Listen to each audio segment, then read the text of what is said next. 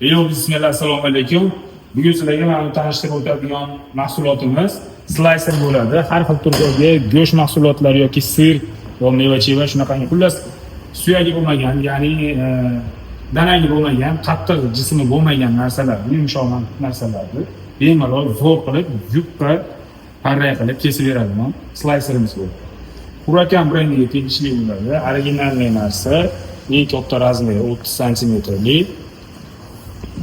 224 ta ishlasangiz bo'ladi. Bu endi tushunmaganlar uchun aytib o'tamiz.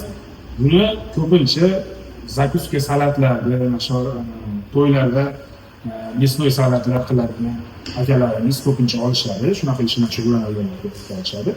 Va bu bilan ham normalniy o'ziga yarasha biznesni yo'lga qo'yib olsangiz bo'ladi. Ya'ni kolbasa, sir, shunga o'xshagan go'sht mahsulotlari, roletlarni parra-parra qilib yesin. Misol uchun deylik, bitta butun kolbasani va butun misol qazini ancha-muncha odam o'ziga olish, tozalab qilolmasligi mumkin yoki undan kelib turib, deylik 100 grammi 35 ming 40 ming bo'lsa, undan menga 100 gram kesib bering degan yoki 50 gram kesib bering degan xijolat bo'lishi mumkin.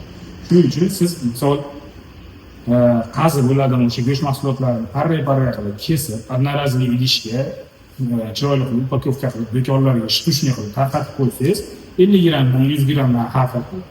Shu bilan ham normalniy bir biznesda yo'lga qo'yib o'z yurishsiz bo'ladi.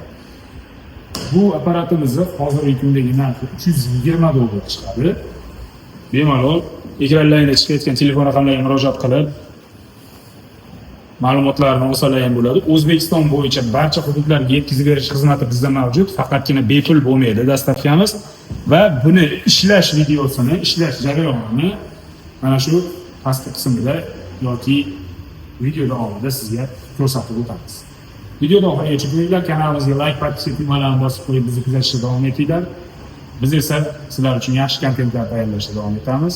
Albatta kommentariyada o'z izohlaringizni qoldiringlar. Sog' bo'ling.